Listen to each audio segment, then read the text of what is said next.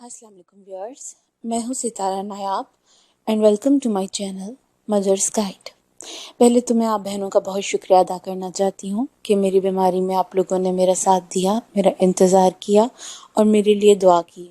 Actually मेरा गला काफ़ी ख़राब था, जिसकी वजह से मैं वॉइस ओवर नहीं कर पा रही थी।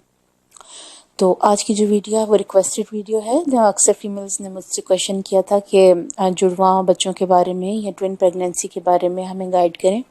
तो आज जो हमारा टॉपिक है वो है 30 common symptoms of pregnancy with twins, यानी कि हमल जुड़वा है या अकेला, जानने के लिए 30 आम निशानियाँ। तो पहले तो हमें ये जानना है कि ये जुड़वा बच्चे होते किस तरह हैं।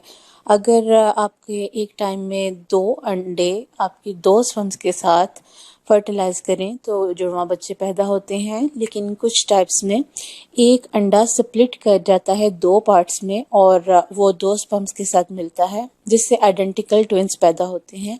आप डायग्राम में देखें कि जो सिंगल एग है वो स्प्लिट कर गया है, 2 हिस्सों में बट गया है और वो जो बच्चे पैदा होते हैं वो तकरीबन सेम शक्ल के होते हैं, क्योंकि वो एक ही अंडे से बने होते हैं।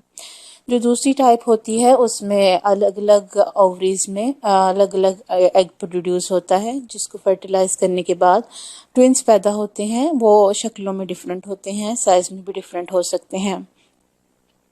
तो ये तो हो गई उनकी टाइप्स।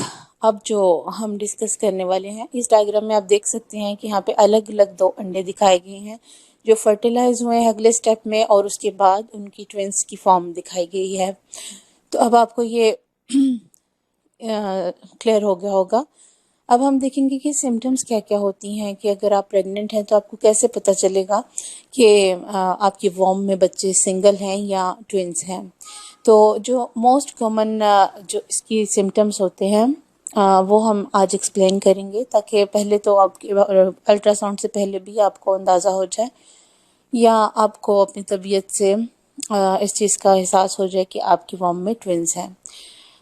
सबसे पहली बात है large amount of HCG hormone, यानी कि HCG हार्मोन का जब आप टेस्ट करवाते हैं प्रेगनेंसी के लिए तो उसकी मिकदार बहुत ज़्यादा आ जाती है। तो ये एक साइन होता है ट्विंस का। लार्ज अमाउंट ऑफ AFP, ये बच्चा जो होने वाला बच्चा होता है उसके लिवर से निकलने वाली प्रोटीन होती है। अगर इसका लेवल ज़्यादा हो तो भी ये अंदाज़ा हो जाता है कि होने वाले बच्चे ट्विंस हैं। लार्ज साइज ऑफ यूट्रस, यानी कि अगर आपकी यूट्रस का साइज बहुत जल्दी ज़्यादा बढ़ गया है तो ये भी एक साइन होता है कि आपके वॉर्म में बच्चे ट्विंस हैं। लार्ज साइज ऑफ बम्प, यानी कि पेट का साइज, अभी प्रेग्नेंट होते साथ ही आपके पेट का साइज आपको काफ़ी बड़ा लगने लग जाएगा। तो ये एक सिम्टम होता है कि मे बी आपकी वॉर्म में ट्विंस हों। एक्सेसिव नोज़िया, यानी कि दिल ख़राब होना तो एक कॉमन सिम्टम है, लेकिन इतना ज़्यादा हो कि आपसे बर्दाश्त ना हो और बहुत ज़्यादा आपको अर्ली स्टेजेस में ही नोज़िया फीलिंग हो। इसके अलावा आपको थकावट बेतहाशा महसूस हो, शुरू की मंथ में ही अगर आपको लगे कि आपका जिस्म बहुत ज़्यादा टूटा हुआ है और बहुत ज़्यादा जैसे आपने मुशक्क़त की है, तो ये भी एक सिम्टम होता है। इसके अलावा है कि कुछ खाने वगैरह की चीज़ों से आपको इंतहा दर्जे की एलर्जी फील होगी, आपको बुरी लगेंगी, आपका दिल ख़राब होगा या आपका दिल चाहेगा आप उससे दूर भाग जाएं, तो ये भी एक सिम्टम है। इसके अलावा अगर आपका वज़न बहुत स्पीड से बढ़ रहा है तो ये भी एक सिम्टम है कि आपका जो बेबी हैं वो मे बी ट्विंस हों, इसलिए वेट ज़्यादा गेन हो रहा हो। इसके अलावा जो फंडल हाइट है, यानी कि यूट्रस के ऊपर वाले किनारे की जो है आपके प्यूबिक बोन के साथ इसका फासला कितना है, तो ये अगर ज़्यादा है तो इससे भी आपको आइडिया हो जाएगा।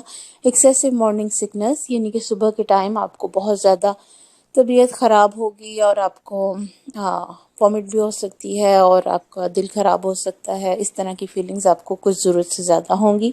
अर्ली फीलिंग ऑफ मूवमेंट, और चूँकि बच्चे जुड़वा होते हैं इसलिए आपको मूवमेंट जल्दी महसूस हो जाती है, तो ये भी एक साइन है कि अगर आपको बहुत अर्ली महसूस हो गई है तो इसके अलावा अगर डॉक्टर डॉपलर टेस्ट करे तो उसमें उसको 2 तरह की धड़कनें सुनाई देती हैं, जो उसको समझ आ जाती है कि ये मे बी ट्विंस हैं। वाटर रिटेंशन यानी कि जिस्म में पानी ज़्यादा जमा हो जाता है, क्योंकि जिस्म में हार्मोन्स का लेवल बहुत ज़्यादा बढ़ जाता है, और इसी तरह वाटर बहुत ज़्यादा चाहिए होता है सर्कुलेशन के लिए, तो पानी बहुत ज़्यादा इकट्ठा होने लग जाता है। प्रीडिस्पोजिशन टू हैविंग ट्विंस, अगर आपके जीन्स में पहले से ये सलाहियत है, यानी कि अगर आपके फोर फादर्स वगैरह में किसी को ट्विंस हुए हैं, तो ये भी एक सिम्टम है।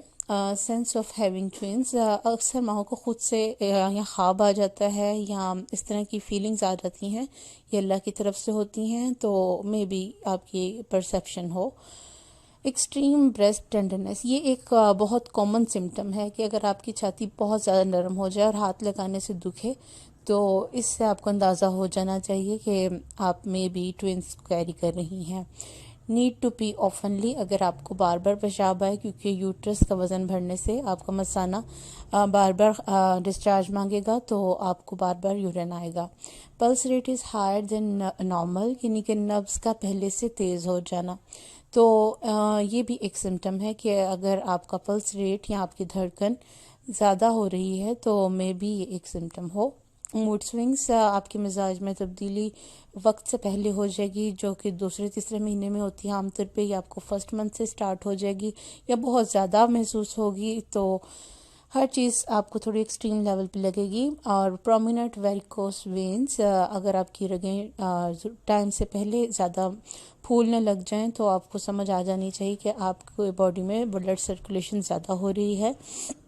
इसके अलावा एनीमिया यानी कि खून की कमी, चूँकि 2 बच्चों को खून की सर्कुलेशन चाहिए है, तो आपके अंदर खुद खून की कमी हो सकती है, आयरन की कमी हो सकती है, तो ये भी एक सिम्टम है।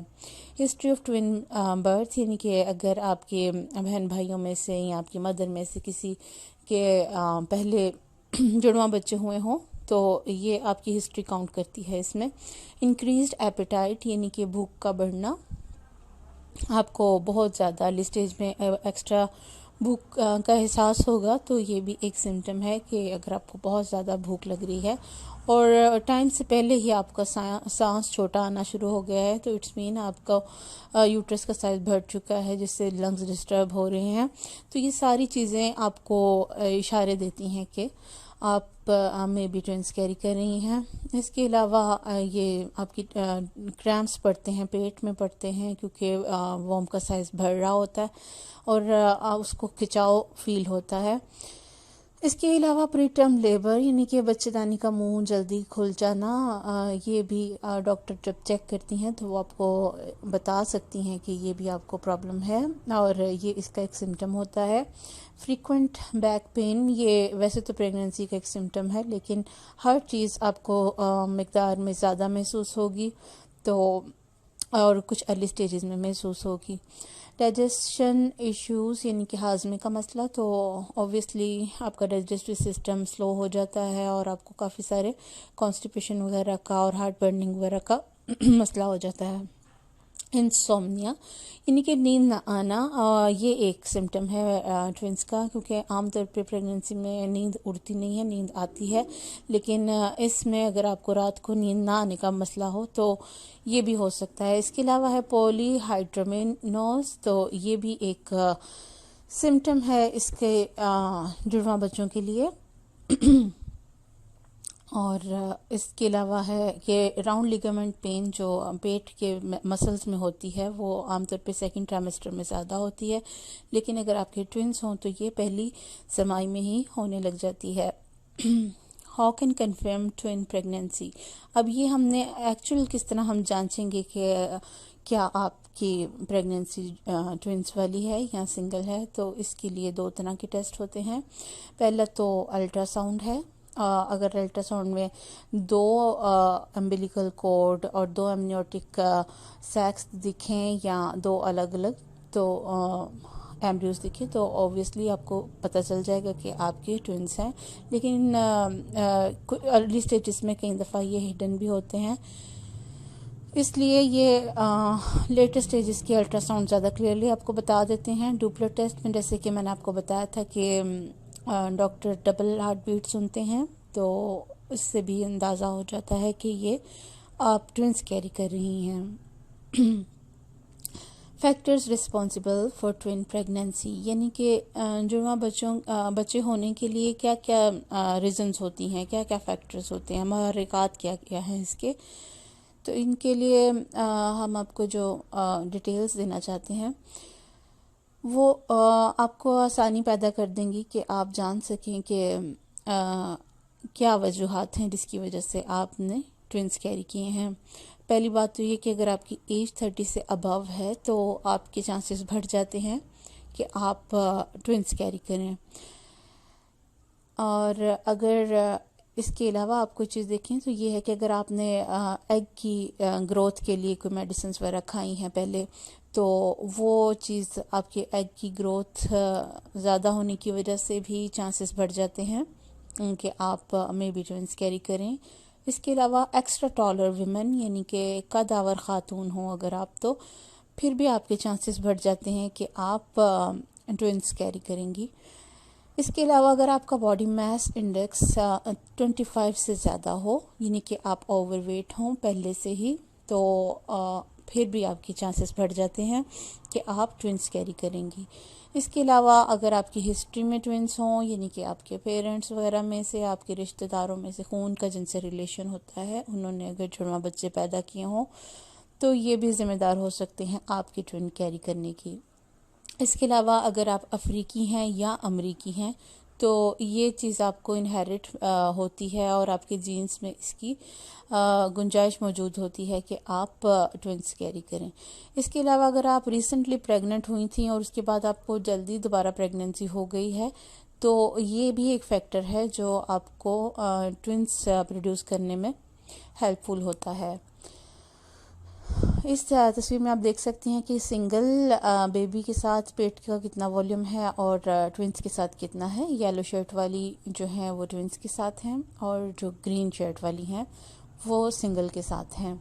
तो व्हाट शुड डू ऐसी सिचुएशन में, अगर अब आपको पता चल गया है कि आप ट्विन्स कैरी कर रही हैं, तो आपको क्या करना चाहिए। सबसे पहले तो आप अपनी तमाम फीलिंग्स, अपने एहसासात को डॉक्टर्स के साथ शेयर करेंगे, क्योंकि इसमें आपको डिप्रेशन का भी शिकार हो सकती हैं और आपकी चूँकि मूड स्विंग बहुत ज़्यादा होते हैं तो आप डिफरेंट चीज़ें महसूस कर सकती हैं। तो आप अपने डॉक्टर से इन कंसल्ट रहें। Beware to stay empty your stomach, और आपने बिल्कुल किसी भी टाइम अपने स्टमक को खाली नहीं रहने देना। आपने कुछ न कुछ ज़रूर खाना है, हर हाल में खाना है। रेगुलर एंटीनेटल केयर, और आपने अपने हमल का टोटल ध्यान रखना है। ये नहीं कि आपने बस एक दफ़ा अल्ट्रासाउंड करा लिया उसके बाद 3 महीने गायब हो गए। आपने इसकी लगातार जांच करवानी है। Meet your body nutrition demand, और आपने महसूस करना है कि आपकी बॉडी को कितनी कैलोरीज की ज़रूरत है और आपको किस टाइम पे क्या खाना ज़रूरी है। तो आपने अपनी खुराक को खुद एडजस्ट करना है। डू प्लेंटी ऑफ रेस्ट, और ट्विन्स के साथ ये ज़रूरी है कि आप रेस्ट बहुत ज़्यादा करें, क्योंकि आपके मसल्स रिलैक्स होंगे तो सर्कुलेशन वगैरह अच्छे से होगी और बेबी की ग्रोथ अच्छी होगी। Need more regular ultrasound. हम सिंगल प्रेगनेंसी से ज़्यादा आपने बाकायदगी से अल्ट्रासाउंड करवाना है, ताकि आपको बच्चों में होने वाली ग्रोथ का डिफरेंस वगैरह पता चलता रहे। एम्प्टी योर ब्लैडर फुली, आपने लीन करके बॉडी को इन्हें झुक के कोशिश करनी है कि यूरिन टोटल डिस्चार्ज करें और ब्लैडर को टोटल खाली करें, ताकि अब एक तो आपको बार बार यूरिन आए नहीं और दूसरा आप इजी फील करें। Avoid to low down of your sugar level, यानी कि खून में शक्कर की मकदार कम ना होने दें। आपको शिवरिंग हो सकती है, आपको जो डायबिटीज़ की किस्म है जिसमें शुगर लो होती है वो हो सकती है, तो आपने अपना बहुत ध्यान रखना है। अवॉइड हाई स्ट्रेस एनवायरनमेंट, यानी कि टेंशन वाले माहौल से आपने बिल्कुल दूर रहना है, क्योंकि आप ऑलरेडी एक ट्विन्स कैरी कर रही हैं, तो आपको चाहिए कि आप अपना बहुत ज़्यादा ख्याल रखें। ब्लड टेस्ट जो होता है आपका 24 से 8 वीक में वो ज़रूर कराएं, ताकि अगर आप एनीमिक हो गई हैं या आपको प्रॉब्लम है तो वो आपका मसला ख़त्म हो जाए और आपको साथ साथ आयरन की टैबलेट्स वगैरह दी जा सकें। इसके अलावा कैल्शियम के बारे में भी डॉक्टर आपको गाइड कर देंगे। अब साइड इफ़ेक्ट्स क्या क्या हो सकते हैं प्रेगनेंसी विद ट्विन्स के। अगर आप जुड़वा बच्चे कैरी कर रही हैं तो मे बी आपको कुछ परेशानियों का सामना करना पड़े, तो अब हम इनको डिस्कस करेंगे। सबसे पहला जो बैक्ड्रा है वो है प्री मेच्योर बर्थ, यानी कि बच्चे 7 माह हो सकते हैं और मे बी उससे भी कुछ पहले हो जाएं। तो ये डिपेंड करता है कि आप की यूट्रस किस हालत में है। हेट्रोजीनियस ग्रोथ, 2 बच्चों में मुख्तलिफ नशोनुमा की रफ्तार, यानी कि एक बच्चा तो बहुत अच्छा ग्रो कर रहा हो और दूसरा कम करे। तो ये चीज़ें डिपेंड करती हैं उनके अम्बिलिकल कॉर्ड के ऊपर कि वो किस तरह से अटैच हैं। Smaller babies with less weight, तो ये भी एक बैक्ड्रा और एक साइड इफ़ेक्ट हो सकता है कि बच्चे उतना ग्रोथ ही ना करें और ग्रो ही ना करें और वो तकरीबन छोटे रहें और वज़न में भी कम हों। गेस्टेशन डायबिटीज़, चूँकि वज़न बहुत ज़्यादा हो जाता है यूट्रस में, तो इससे आपको वक्ती तौर पर ज़्यादतीस हो सकती है, क्योंकि आपकी बॉडी में शुगर लेवल बहुत ज़्यादा चाहिए होता है और वो खून में मौजूद होना चाहिए। प्रीक्लेमिसिया, ये भी एक प्रॉब्लम आपको दरपेश आती है। इसमें इसको मैं एग्जैक्ट आपको एक्सप्लेन नहीं करूँगी क्योंकि ये मेडिकल टर्म है, लेकिन अगर आप इसके बारे में जानती हैं तो वेल एंड गुड। अगर आपको ये वीडियो यूज़फुल लगी हो तो इसको आप ज़रूर अपनी फ्रेंड्स के साथ शेयर कीजिए, और जो मेरा गला ख़राब है और मैं सही से बात नहीं कर पा रही तो उसको भी इग्नोर कीजिएगा। लाइट स्पॉटिंग जो है इस में कॉमन है, ये मैं आपको बताती चलूँ कि आम प्रेगनेंसी में स्पॉटिंग से डर लगता है, लेकिन चूँकि ट्विंस हैं तो इसमें छोटी मोटी स्पॉटिंग हो सकती है। तो ये मैं आपको ज़रूर बताना चाहती हूँ कि इससे आपने घबराना नहीं है। अगर आपको मेरी ये वीडियो अच्छी लगी हो तो अपने कमेंट्स दीजिए। फेसबुक के जो पेज है हमारा, उधर से भी आप हमसे अपनी फीलिंग शेयर कर सकते हैं। इसके अलावा हमारे चैनल को सब्सक्राइब कीजिए। अगर आपने चैनल को सब्सक्राइब किया हुआ है तो इसको अपनी फ्रेंड्स के साथ शेयर कीजिए, क्योंकि नॉलेज को आगे पहुंचाना सदका जारिया है।